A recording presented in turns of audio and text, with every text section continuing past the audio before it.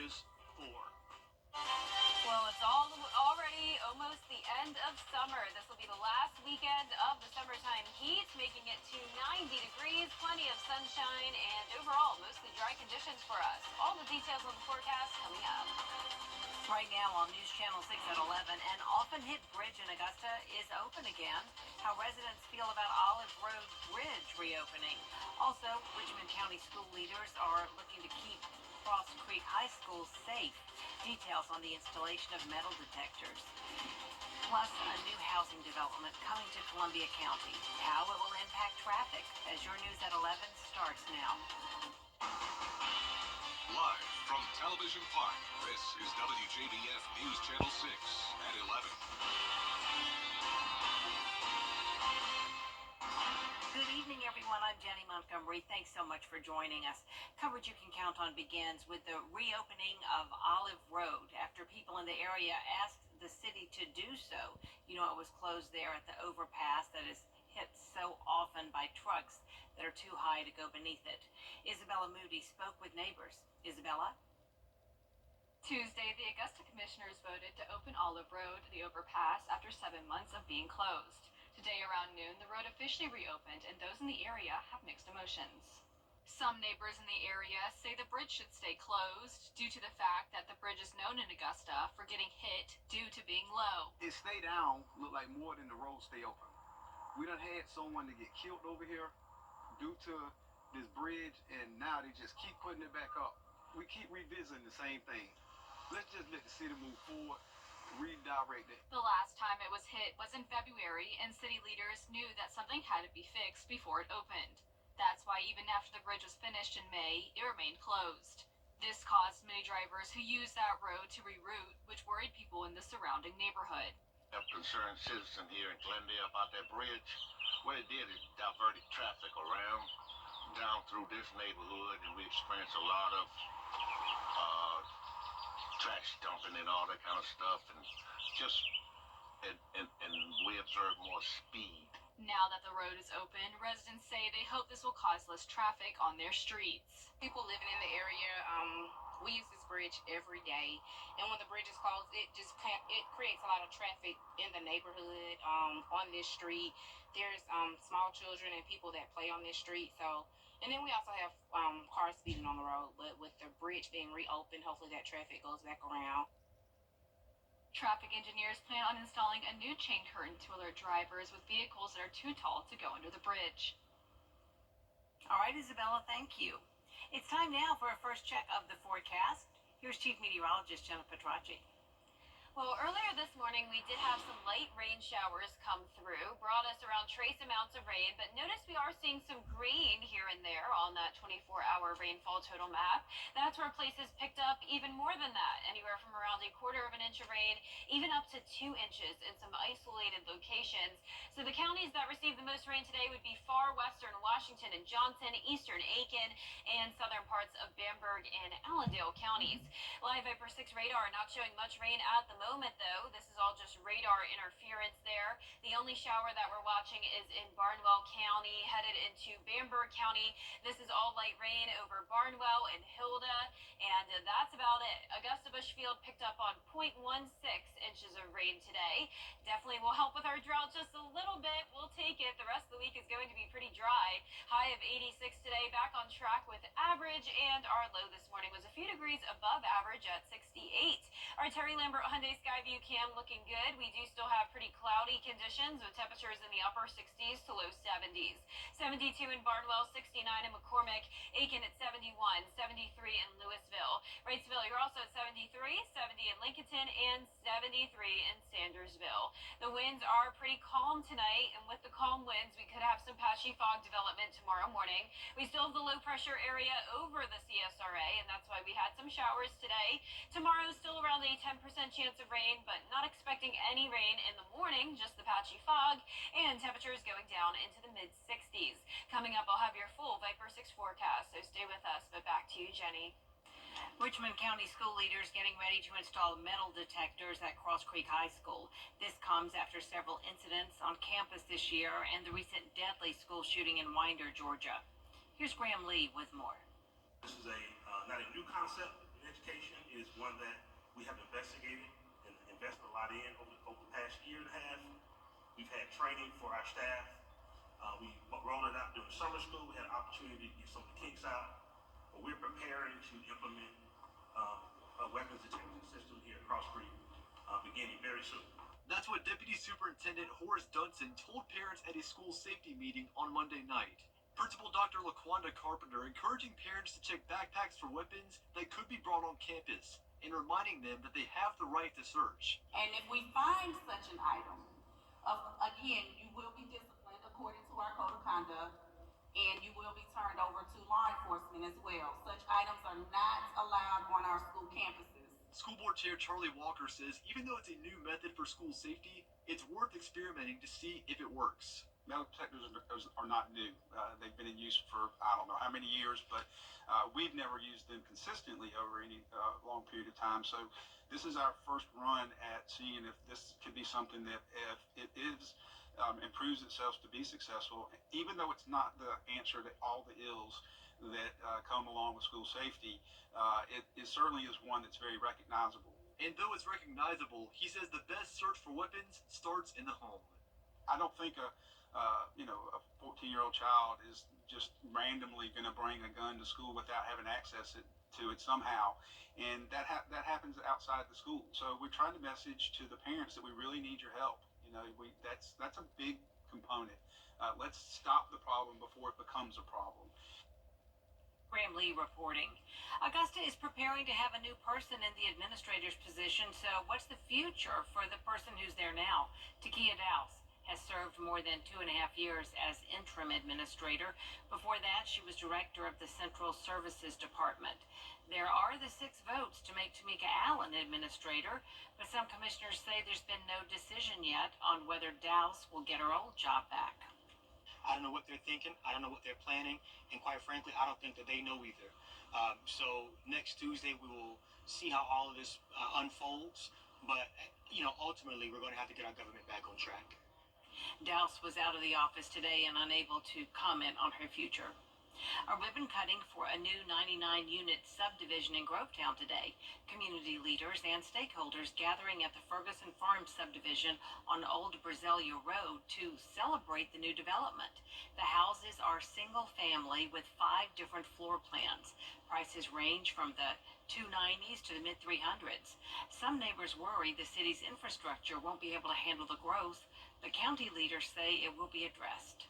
And I think as the years go by, we'll see, the roads kind of widen or to support the traffic and things like that. But, this is a necessity for our region. We don't have enough homes to fill the amount of people that are coming here right now. And that's driving the prices up in our area. Those overseeing the project are hoping for all of the homes to be built in the next 2.5 years. Coming up, a new farm adventure is coming to Fountain Estate. Everything you need to know about tomorrow's grand opening at Sarah's, when comfort you can count on continues. And mostly dry days ahead with temperatures back to around average. Typical September warmth, but we are approaching that first day of fall this weekend, and we're tracking the tropics. I'll have that full forecast when we return. Are you ready? Let's face it, news is complicated. That's why WJBF.com makes it easy. Get clear, accurate stories, but don't waste your time. Plus, get the latest video in one click with WJBF Plus. Get it all at WJBF.com. Visit Access One Center of Barnwell at access1.org. For more than 90 years, Weinberger's Furniture and Mattress Showcase has been serving families just like yours. To show our appreciation and to celebrate our 92nd anniversary, we are offering guaranteed lowest prices to all of our customers. Special financing deals with no interest and a chance to win a $5,000 gift card. Stop by now to enjoy savings in every department. No matter your style or budget, we've got you covered.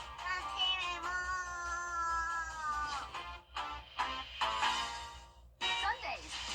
It's the new season of Collector's Call on MeTV. We're taking it to the next level with more memorable collections. Sundays at 6:30 on MeTV, WJBF 6.2. The live 5 for 6 Skyview Network, sponsored by Terry Lambert Hyundai. Now, your most accurate forecast with WJBF Live Viper 6. Welcome back. Well, all evening long, I've been talking about those isolated showers we had today, and some of you are probably thinking, what, rain? It was completely dry, but that just wasn't the case for everyone. This is Allendale County. This photo was sent in by Sharon. She is located 3 miles east of Ulmer. Believe it or not, this was taken today. Torrential rain coming down and some flooding there with 2 inches of rain reported.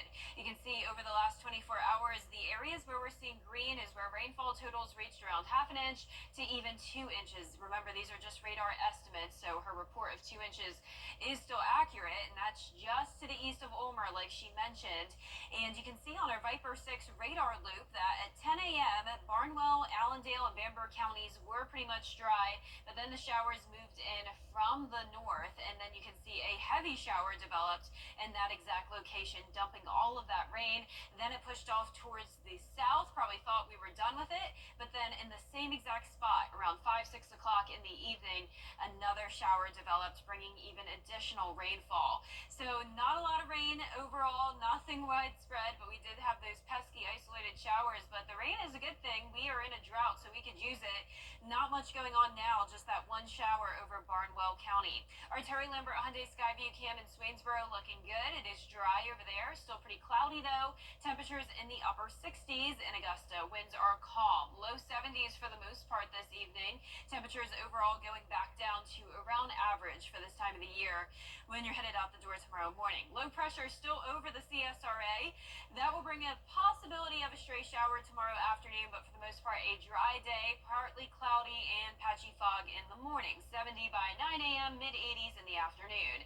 It has been feeling like fall pretty much all month long with a lot of 80s, but we are now officially 4 days away from the first day of fall. Low temperatures right around average over the next week in the mid 60s, so some nice fall-like football weather. Silver Bluff versus Lincoln County for game night live on Friday. Kickoff in the low 80s, plenty of sunshine, and then upper 70s throughout the game. If you're headed to Arts in the Heart this weekend, the forecast is perfect. Plenty of sunshine. It will be feeling pretty hot though. These are temperatures we haven't seen in a while, but the good news is that the humidity won't be too bad, and the mornings will still be nice and cool. It is typical for us to still see some 90s this time of the year. Average last 90-degree day is September 26th. Dry start tomorrow morning. Once again, just that patchy fog, then some sunshine in the afternoon with the possibility of some pop-up showers. Overall, not much going on. Repeat forecast for our Friday. Plenty of sunshine on Saturday. We're watching the tropics. Area of low pressure developing in the Caribbean. 30% chance of it. That area we'll have to watch closely. Could bring us some impacts by late next week, and you can see that on the 10-day forecast. So plenty of sunshine and dry over the weekend. Next week starting out dry as well, but then throughout the middle of the week we'll see more clouds move in along with some isolated showers. Back to you, Jenny. All right, thank you so much, Jenna. A new farm adventure is coming to Edgefield County right off Highway 25 in Trenton, and the grand opening is tomorrow, September 19th. Sarah's Farm Adventure is an agritourism park that ties together community, agriculture, and Titan Farms. Its purpose is to introduce young people to farming, an industry vital for our survival. Opening weekend events include a Cody Webb concert in the evening and a pumpkin fest during the day with hay rides, pig racing, apple cannons, pumpkin town, and much more. And things really light up after dark. We'll have face painters and all sorts of other events for all ages of the family to enjoy, with an additional fee for South Carolina's first jack-o'-lantern lane. Hundreds of artificial pumpkins that are carved into different scenes, and they are backlit, and that is for our fall season, and we will transfer that to Sander's Southern Lights at Sarah's for winter. The grand opening is tomorrow, and this entire opening weekend will be filled with lots of activities for the family. Regular hours for Sarah's Farm Adventure are Thursdays from 1 p.m. to 10 p.m. and Friday through Sunday, 10 a.m. to 10 p.m. Still ahead, a big decision by the Federal Reserve today. They're cutting interest rates for the first time since 2020. What this means for your wallet when we return. First, though, look at the winning numbers in tonight's South Carolina Lottery Pick 3, 726, and the Pick 4 winning numbers 6417, Fireball 9. At Lionel Smith Limited, the WJBF Live Viper 6 Skyview Network is sponsored by Terry Lambert Hyundai. Low prices, big selection, and committed to quality customer service. major milestone in the fight against inflation. The Federal Reserve announcing an interest rate cut for the first time in years. It comes as Americans face the highest interest rates we've seen in more than 2 decades. Rena Roy has the latest. A pivotal move from the Federal Reserve today, cutting interest rates for the first time in 4 years. The Fed reducing rates 0.5 percentage point. This recalibration of our policy stance will help maintain the strength of the economy and the labor market, and will continue to enable further progress on inflation as we begin the process of moving toward a more neutral stance. Americans have been dealing with high borrowing costs for everything from mortgages to credit cards. If you've been carrying a balance on your credit card, you've felt the sting of high rates, with the average APR now near 21% according to Bankrate. A rate cut could mean a slight decrease there. You might just see a couple of dollars difference in your monthly payment due on your credit card, about under $10 a month less for that car loan, and about $50 a month on an average interest rate for a mortgage. The Fed dialing back its years-long fight against inflation, which has slowed dramatically from its peak of about 9% in 2022. We're now at 2.5%. We have dramatically come down, much closer to the Fed's 2% target. But look at here. The unemployment rate has ticked up at the same time to 4.2%, and that's what's troubling for the Fed. The Fed remaining cautious. We will continue to make our decisions meeting by meeting. We know that reducing policy restraint too quickly could hinder progress on inflation. At the same time, reducing restraint too slowly could unduly weaken economic activity and employment. The good news here, this is expected to be the first of many interest rate cuts from the Fed. They could last through next year. Credit card rates could possibly be even 2 percentage points lower than what we're seeing today. Rena Roy, ABC News, New York. Come join us at our newest New Ranchers location, now open at Walton's Corner on Walton Way Extension. We're everywhere. Top Doctor, get the bathroom you've always wanted with flexible financing and payments. Big Dog Disposal. You call, we haul. Anything. For a look that lasts a lifetime, call Defendico today. Stop paying high heating and cooling costs. Replace your windows at Southern Siding. Check out our new, much larger Super Saver magazine And our mobile app at supersavermobile.com. I want to turn to the issue of abortion. TV's #1 entertainment talk show has 15 Emmys. It's actually 16. It's Respect. a new season of Live with Kelly and Ryan. Weekday mornings at 9 on News Channel 6. The Scholar Athlete Awards are brought to you by Jefferson Energy Cooperative, Rebath of Augusta, McDonald's, and WJBF News Channel 6. Now, WJBF sports coverage you can count on. The Atlanta Braves are looking to bounce back from their close loss from the first game of the series against the Reds. Now top of the 7th, ball game tied at 1. Marcell Ozuna sends one high and deep to left center, and that one is gone. The Braves take a 2-1 lead.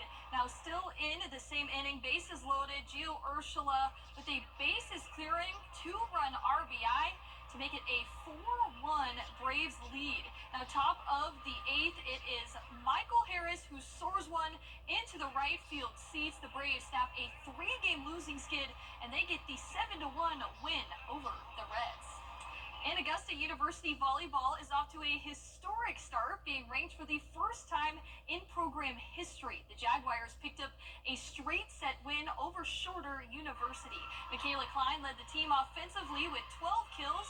Janvier Buggs had 17 assists, and Julia Rodriguez led the defense with a team-high 9 digs. The Jaguars posted a .217 hitting percentage with 41 total kills, and with the win, they improved to 7-0 on the season. What has carried us through thus far has been our blocking, because we're still #1 in the country for blocks, and then we have Jada and Madeline that are ranked 3 and 8 in the country.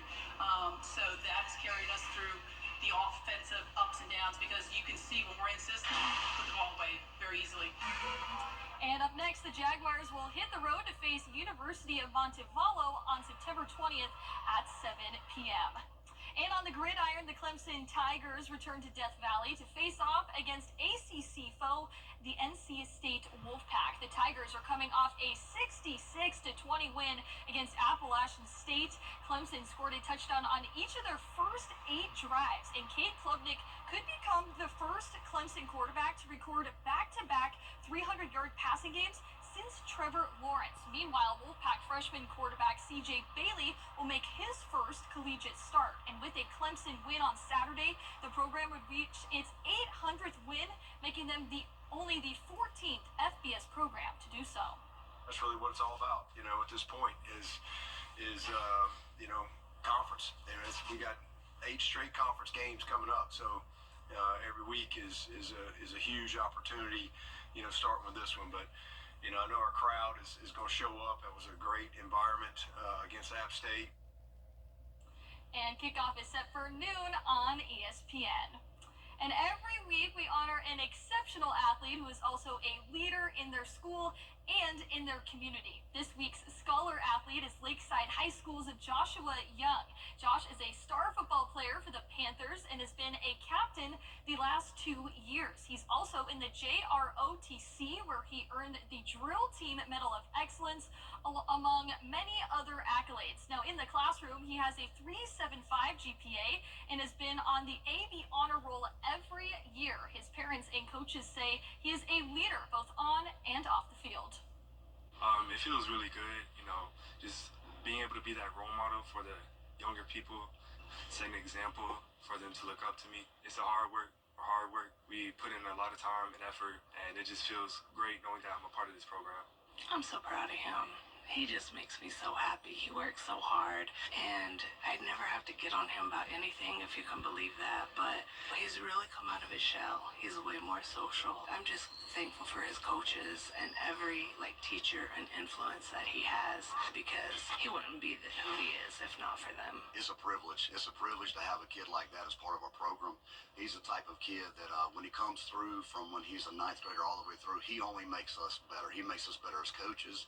He makes the guys that play with him so much better. So it's a privilege. Well, Josh is a natural leader, and students look up to him, peers look up to him, and so in the programs he's involved in, ROTC, and certainly on the football field, he is a natural leader. So we're just so thankful for Josh and all he does for our school.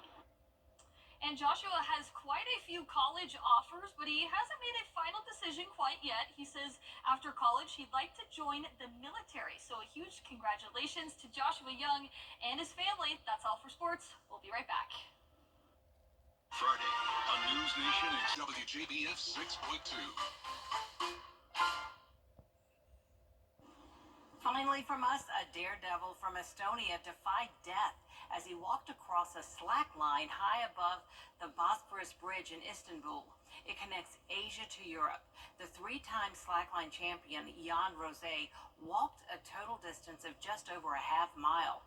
According to Red Bull, which hosted the event, he made history with the walk as the first person to cross continents on a rope. Absolutely terrifying. I am so afraid of heights, so I cannot believe he would do that. Yeah, that's crazy. Can't even imagine. Well, nice warm temperatures for us to look forward to. And that's our report for now. Thank you for watching. Good night.